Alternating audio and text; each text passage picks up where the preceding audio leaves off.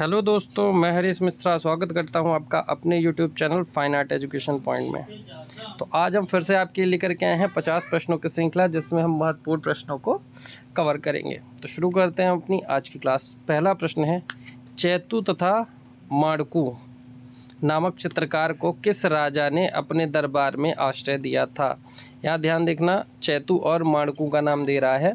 तो हम देखेंगे इसमें गढ़वाल शैली के राजा सुदर्शन शाह थे। तो सुदर्शन शाह के समय में चैतू और माणकू नामक चित्रकार कार्य किया करते थे। नेक्स्ट है, पावटा के निकट भंगाड़ी नामक स्थान पर युद्ध गढ़ नरेश फतेह शाह और के मध्य हुआ था। तो ये युद्ध जो है वो नरेश फतेह शाह का गुरु गोविंद सिंह के साथ हुआ था। तो ये प्रश्न उतना इंपॉर्टेंट है नहीं, तो इसको छोड़ते हैं, आगे चलते हैं। रोड्स टू मसूरी पुस्तक के लेखक कौन हैं? तो रोड्स टू मसूरी के जो पुस्तक के लेखक हैं वो हैं रस्किन बॉन्ड। तो राइट आंसर है रोड्स टू मसूरी के लेखक हैं रस्किन बॉन्ड। प्रसिद्ध शांति स्वरूप भटनागर पुरस्कार किस क्षेत्र में दिया जाता है? तो शांति स्वरूप भटनागर पुरस्कार जो है ये विज्ञान और तकनीकी के क्षेत्र में दिया जाता है। राइट आंसर हो जाएगा विज्ञान और तकनीकी के क्षेत्र में। दिलीप ट्रॉफी भारत में आयोजित प्रथम श्रेणी का टूर्नामेंट है। दिलीप ट्रॉफी किससे संबंधित है? तो दिलीप ट्रॉफी क्रिकेट से संबंधित है। राइट आंसर हो जाएगा cricket. Tea board of India का मुख्यालय स्थित है। टी बोर्ड ऑफ इंडिया का जो मुख्यालय है वो कलकत्ता में स्थित है। तो राइट आंसर हो जाएगा टी बोर्ड ऑफ इंडिया का मुख्यालय कलकत्ता में है। जयदेव द्वारा रचित गीत गोविंद में मुख्यतः के चित्रकार प्रेरित है। तो गीत गोविंद के जो हैं ये पहाड़ी शैली, अब चूंकि यहाँ पर हम देखेंगे तो गीत गोविंद तो वैसे बसोली से शुरू होती है, तो यहाँ पर देखेंगे तो बसोली ऑप्शन में है नहीं, तो फिर कांगड़ा सही हो जाएगा। तो इसका राइट आंसर ऑप्शन के हिसाब से कांगड़ा सही होगा, क्योंकि गीत गोविंद पहाड़ी शैली से संबंधित है और बसोली और कांगड़ा दोनों जगह बनी हुई है। तो बसोली नहीं है तो कांगड़ा सही हो जाएगा। कपड़े पर मोम लगाकर रंगने की विधि को कहते हैं। तो कपड़े पर मोम लगा करके रंगने की जो विधि है उसे वाटिक कहते हैं। तो राइट आंसर हो जाएगा वाटिक। तैल चित्रण विधि का आविष्कारक कौन था? तो तैल चित्रण विधि का आविष्कारक वान आइक बंधु थे। राइट आंसर हो जाएगा वान आइक बंधु। भरत मुनि के नाट्यशास्त्र में कितने संचारी भाव हैं? तो भरत मुनि के नाट्यशास्त्र में कुल 33 संचारी भाव हैं। राइट आंसर है भरत मुनि के अनुसार नाट्यशास्त्र में 33 संचारी भाव बताए गए हैं। गगनेन्द्र नाथ टैगोर किस आधुनिक कला आंदोलन से संबंधित थे? गगनेन्द्र नाथ जो हैं वो घनवाद से प्रेरित थे। इन्हें भारत का प्रथम घनवादी चित्रकार माना जाता है। इससे राइट आंसर हो जाएगा घनवाद। उस चित्रकार का नाम बताइए जो प्रसिद्ध वास्तुकार भी रहा। तो सतीश गुजराल जो हैं वो वास्तुकार भी थे। शुंगकालीन शिल्प किस धर्म से प्रभावित थी? शुंगकालीन शिल्प हम देखेंगे तो ये बौद्ध, जैन और ब्राह्मण धर्म से संबंधित होगी। पहले में मुस्लिम है इसलिए नहीं होगा, दूसरे में मुस्लिम है इसलिए नहीं होगा, तीसरे में सिख है इसलिए नहीं होगा। तो बौद्ध, जैन और ब्राह्मण ये तीनों से संबंधित होगा। तो ऑप्शन हो जाएगा डी। माइकल एंजेलो की मूर्तिशिल्प पिएटा की ऊंचाई कितनी है? तो माइकल एंजेलो के मूर्तिशिल्प पिएटा की ऊंचाई हम देखेंगे तो 775 सेंटीमीटर, लगभग कहीं 774 मिलता है, कहीं 775 मिलता है। तो राइट आंसर 775 सेंटीमीटर हो जाएगा। कोणीय रेखाएं किस भाव को प्रकट करती हैं? तो कोणीय रेखाएं देखेंगे तो व्याकुलता का भाव प्रकट करती हैं। कोणीय या कर्णवत, दो पूछे तो कोणीय रेखा या कर्णवत रेखाएं दोनों व्याकुलता का भाव प्रकट करती हैं। प्रारंभिक पुनर्जागरण काल में डेविड मूर्ति के मूर्तिकार थे। तो प्रारंभिक, चूंकि डेविड कई लोगों ने बनाई है, माइकल एंजेलो की भी है, दोनातेल्लो की भी है, तो प्रारंभिक पुनर्जागरण काल में हम देखेंगे दोनातेल्लो प्रसिद्ध मूर्तिकार थे। ध्यान आया होगा, मैंने पढ़ाया था। तो राइट आंसर हो जाएगा दोनातेल्लो। किस कला समीक्षक ने बम्बई प्रोग्रेसिव ग्रुप पर लिखा? तो ऑप्शन के हिसाब से इसमें जो आंसर दिया हुआ है वो हुआ है रूडी वॉन लेडन। ये जो ऑप्शन सी है, इन्होंने पैक ग्रुप की कला समीक्षा लिखी थी।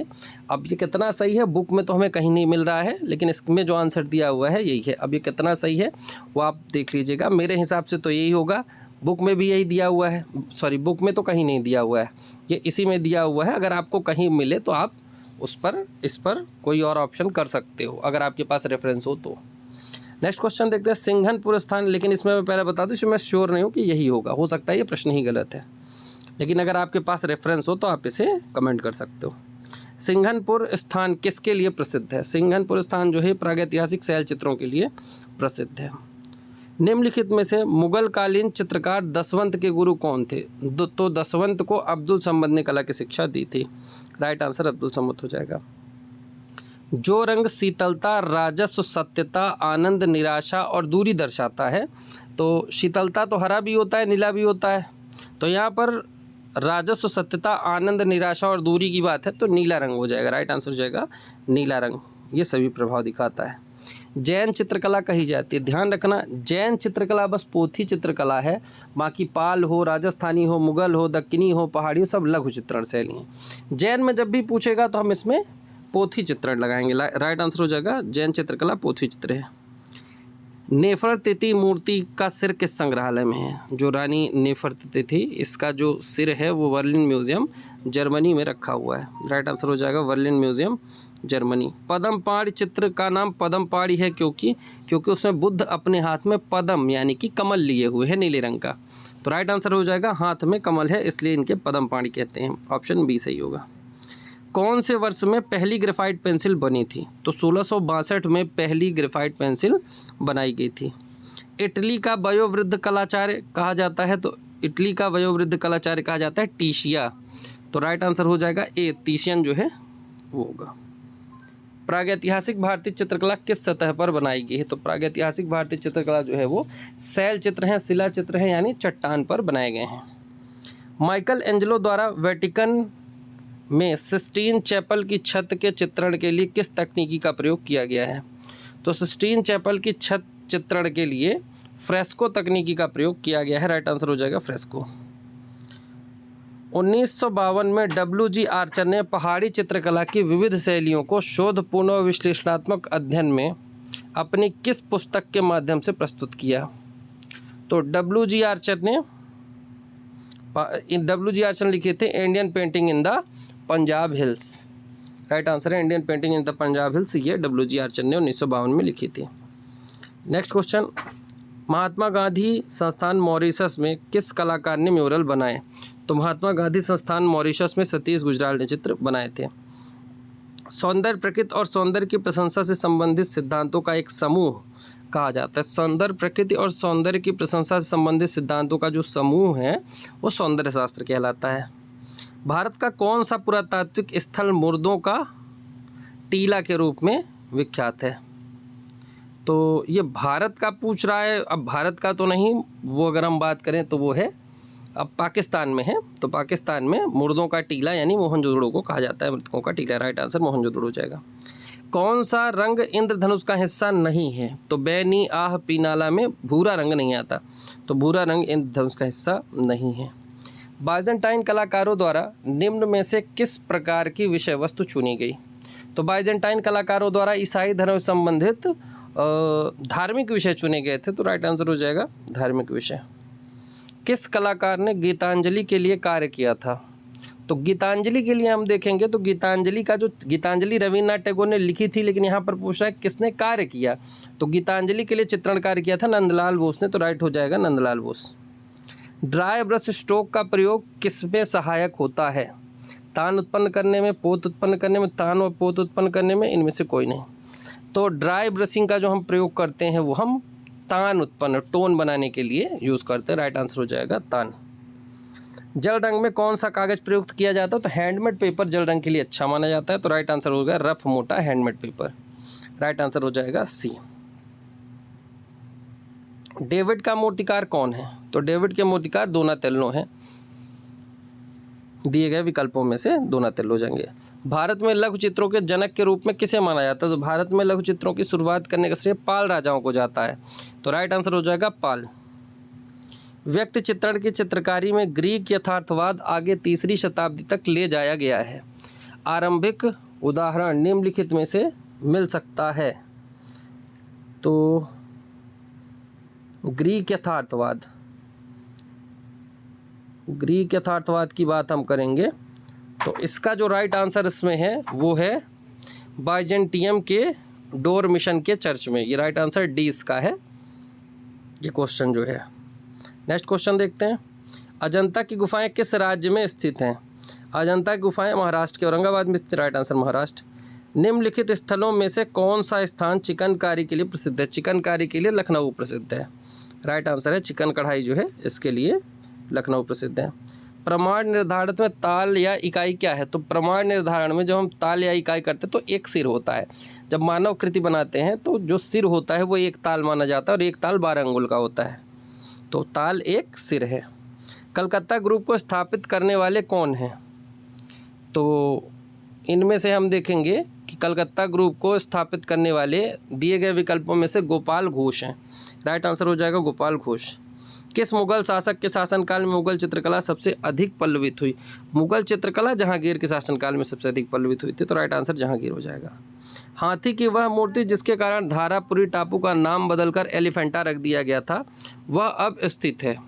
तो हाथी की मूर्ति इस समय पर प्रिंस ऑफ वेल्स म्यूजियम में जो गार्डन है विक्टोरिया गार्डन, वहाँ रखी हुई है, तो राइट आंसर जो है विक्टोरिया गार्डन संग्रहालय मुंबई में वो हाथी रखा हुआ है। वृषभों वाला कक्ष किस गुफा में स्थित है? तो वृषभों वाला कक्ष जो है वो लास्को गुफा में चित्रित है, राइट आंसर जो है लास्को।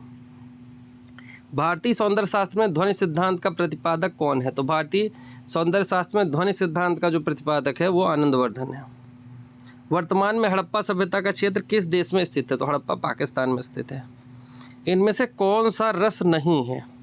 तो श्रृंगार, करुण, हास्य, ये तीनों रस हैं। जुगुप्सा जो है ये रस नहीं है, ये स्थायी भाव है। किस रंग की कंपन गति सबसे कम और तरंग लंबाई सबसे अधिक होती है? तो भाई कंपन गति सबसे ज़्यादा होती है बैगनी रंग में और सबसे कम होती है लाल रंग में।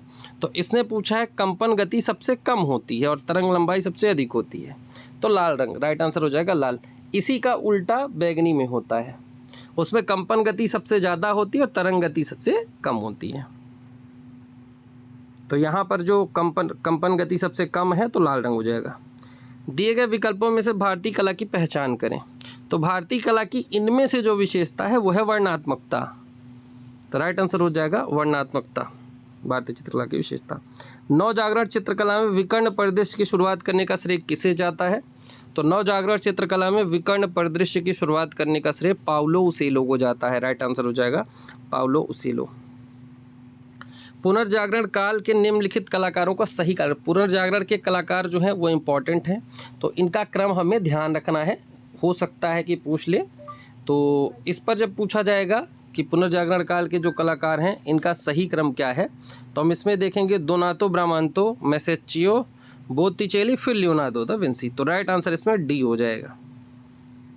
बाघ की गुफा चित्रों का सर्वप्रथम परिचय 1818 में निम्नलिखित किस विद्वान के द्वारा पत्रिका के माध्यम से दिया गया था? तो 1818 में सर्वप्रथम बाघ गुफा की खोज लेफ्टिनेंट डेजरफील्ड ने की थी, तो राइट आंसर ए हो जाएगा। केशव दास द्वारा लिखित कवि प्रिया प्रणय कथा किस शैली में चित्रित है? तो केशव दास द्वारा लिखित कवि प्रिया प्रणय कथा जो है ये कांगड़ा शैली के अंतर्गत चित्रित हुई है। ये प्रीवियस ईयर में पूछा गया भी प्रश्न है, राइट आंसर हो जाएगा कांगड़ा शैली। शोक, क्रोध, भय और जुगुप्सा किस रूप में जाने जाते हैं? तो देखो शोक, क्रोध, भय और जुगुप्सा ये रस नहीं है, ये स्थायी भाव हैं, इसलिए ये सारे जो हैं ये सब के सब स्थायी भाव के रूप में जाने जाते हैं। तो हम देखेंगे शोक, क्रोध, भय और जुगुप्सा स्थायी भाव हैं। कितने स्थायी भाव होते हैं? जितने रस होंगे उतने ही स्थायी भाव होंगे, तो 9 रस 9 स्थायी भाव। तो इस प्रकार हमारी 50 प्रश्नों की श्रृंखला कंप्लीट हुई। मिलेंगे नए वीडियो में नए प्रश्नों के साथ, तब तक के लिए धन्यवाद।